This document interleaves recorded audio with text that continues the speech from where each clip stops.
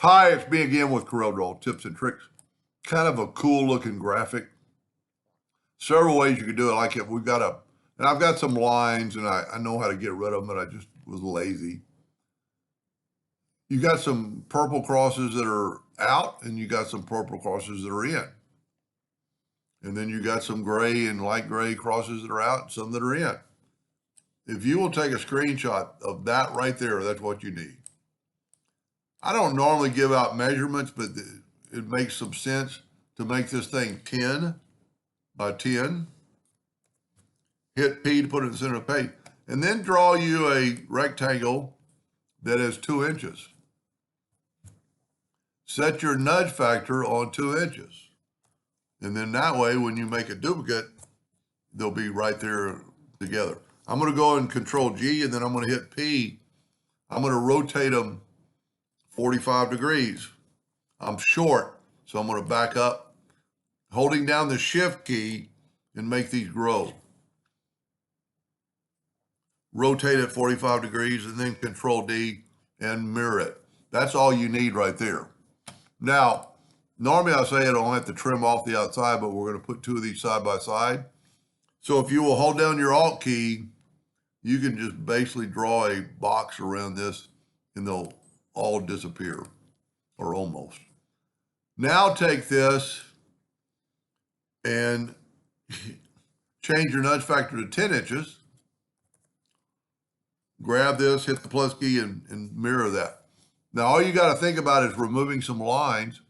And if you'll hold down the Alt key and swipe through there, and swipe through there, and then go on this side and swipe through here, and swipe through here. That's really all you need to do. Now I made that one a light purple and a dark purple. So what I'm going to do, I had the, well, let's just look at, well, there we go.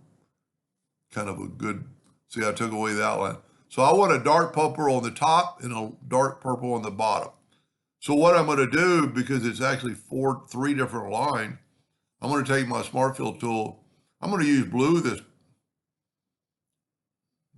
time, I think. And I'm going to put blue, blue, blue. But then that one is selected. I'm going to hold down my Shift key, select that one and that one. Then I'm going to hold down my Alt key and I'm going to click and make my blue darker. Now I'm going to go back to the blue and I'm going to fill in the opposite side. See, you kind of get a corner, an edge. We'll go now with this time, we'll go with let's go with that burnt orange. So on that one, I want it burnt orange, dark, dark, dark.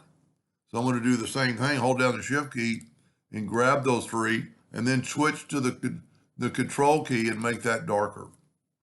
And then I've still got the orange and I'm going to go orange, orange, orange. And see, it looks like a continuation. Now I'm going to take away the outline by right clicking. And I don't know really which way is better. If you mirror it, and let's try this. So we're 20 inches long. Let's change it. Well, let's keep our nudge factor 10. And then all we have to do is just click our right arrow twice.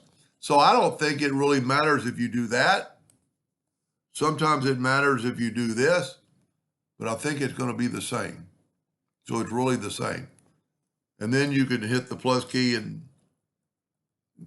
nudge it till they disappear and then come back. Now, Control G to group them, Control D to duplicate them, and nudge them down.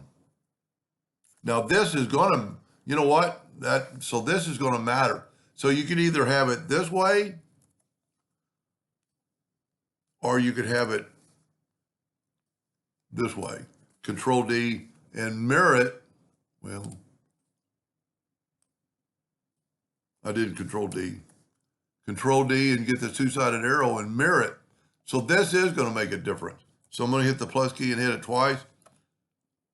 I hit F, Control F, Control D, Control D. Look at the difference in the design. You know, this one's pretty cool, but this is how you get them to match up.